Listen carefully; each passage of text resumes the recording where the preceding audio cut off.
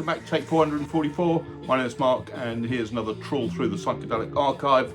We're still with the bees, but I'm starting with a record that actually isn't psychedelic, but the cover is, and I thought I'd show it because it's got a great cover, and it's a bit of a period piece. So this is Chuck Berry live at the Filmore.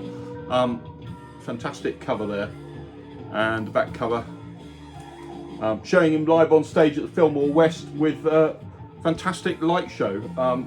Not quite sure how that would have gone with the music he was playing with. It's Steve Miller Band who are backing him up, who were one of the great San Francisco psych bands. Their first album, which I shall show later, is one of the best to come out of San Francisco, in my opinion. Although it's not shown a great deal. I think Mazzy's shown it. Next up is Bermuda Jam.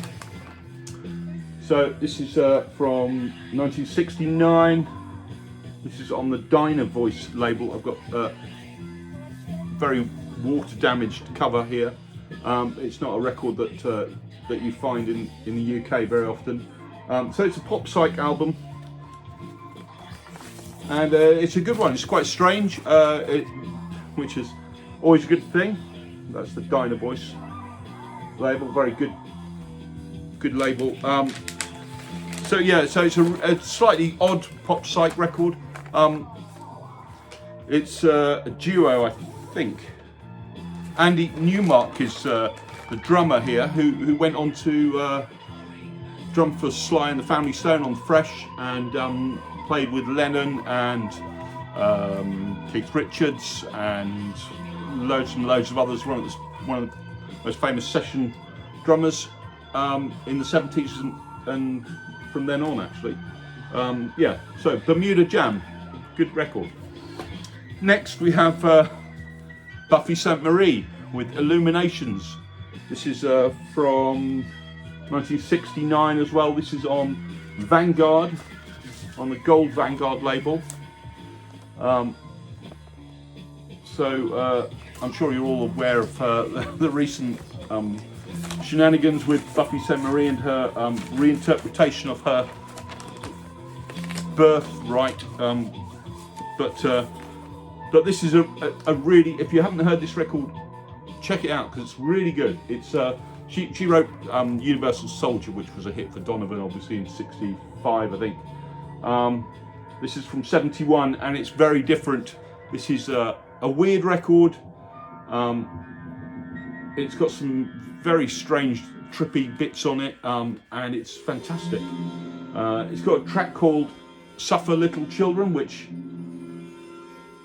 Morrissey covered. That'll give you some idea of the breadth of it. I think she actually went on tour with Morrissey at one point. It's a really good, weird folk record. I'm not sure whether you'd call it, well, I wouldn't call it acid folk, but it's a weird folk record, and it's very, very good. Definitely worth picking up. Next, we have Sussex by Bent Wind, Canadian band. This is from 1969. Unfortunately, this is not an original copy. This is on Hayoka Records. Bought this in the 80s, so this is bootleg, I believe. I'm pretty sure it's not an official release. Hayoka was a bootleg label. It's a Canadian band. When it came out, I think it was released in very low numbers, something like 200 or something. And a copy of that now will cost you, if you could ever find one, would cost you upwards of $7,000 or $8,000. It's a fantastic garage psych album. Kind of sounds quite homemade. It's not overproduced by any means, but it's all the better for that. It's really good. One of the top Canadian psych records. Next up is a record from the 80s, 1988. I'm not entirely sure whether this would be classed as psychedelic by many people, but it's a very weird record, and I think I would probably class it as that. And so this is Bongwater's Double Bummer from 1988 on Shimmy Disc. So this is the producer Kramer and Ann Magnuson. That's the Shimmy Disc label. It's a very, very strange record. It's how can I describe it? It owes quite a lot to Frank Zappa, who I'm not a huge fan of, but it's Frank Zappa with a bit more humour, and it's just very, very trippy and very strange. They do a Chinese version of Dazed and Confused, if you can get your head around that. Bongwater. Psychedelia comes in all shapes and sizes, eh? So this is another one that is a bit left field. This is Graham Bond and Holy Magic. So this is from 1970, 71, something like that, 1970. Gatefold, Unipack. That's the inside cover. That's the back cover. It was taken at photo session at Stonehenge in the UK. This is a very strange record again. So Graham Bond had a shit hot club band in the mid '60s in the UK. Played with Jack Bruce and Ginger Baker and people like that. But then he got into black magic and Aleister Crowley and stuff. And he produced 2 or 3 albums similar to this. So side 1 of this is like a satanic ritual set to music. It's or a recording of a satanic ritual. It's quite interesting to listen to, quite trippy, very out there, and it's very interesting. Yeah, it's just a strange record that I'm including. Next up, we have something slightly more mainstream, although it's not that mainstream, but more mainstream than to be classed as Psychedelia. So this is nowadays it's a very famous record. It wasn't. It was very unheard of back in the 80s and in the 70s when it came out. This came out in 71. This is Brainticket's Cottonwood Hill. Yeah, that is the cover. That's what it looked like when it came out. It's not been photoshopped now. So that's the inside cover. Just a really, really strange record. Advice inside, it says, after listening to this record, your friends won't know you anymore. Warning, only listen to once a day. Your brain might be destroyed.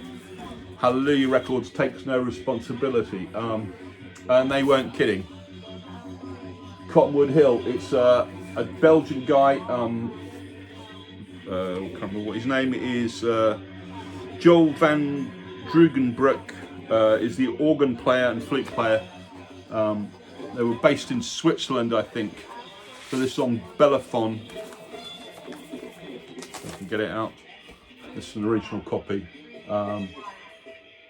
Yeah, very heavy organ-driven psych, very out there.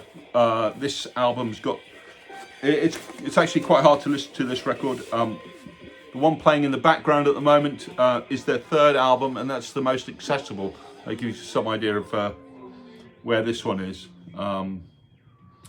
So if you can just read that on there. It says, listen to the first recordings of this LSD hashish fixie jointy sound. Take a trip to your inner light. Yeah, Cottonwood Hill, 1971. Their next album, Brainticket's next album, is called Psychonaut. This is also an original copy on Bellaphon. This is more of the same, not quite as out there as the last one, but it's still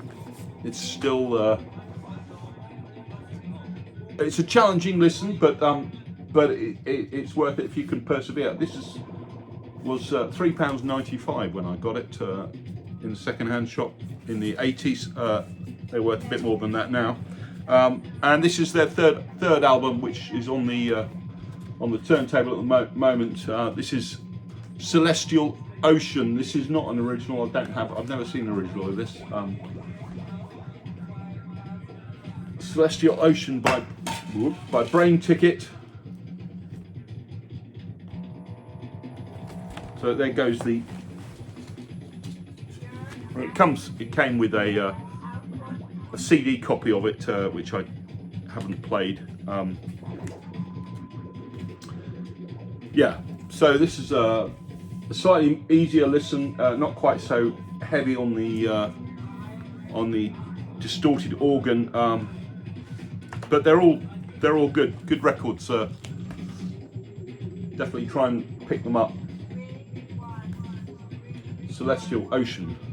And last but not least in this section is another quite well-known record in the VC, the Baroques self-titled album from 1967, originally on Chess Records. This one is on Sweet Dandelion. I don't have an original, unfortunately. Would like to, but this is a great record. So it's a psychedelic garage band. They're on the cusp between just being a pure garage band and then turning even more weird. This is their one and only album, recorded in March '67. It says on the back. Highly recommended. One of the best of the bunch of that genre. And if you can find it, I should pick it up. That's all I've got for this week. See you again soon. Bye.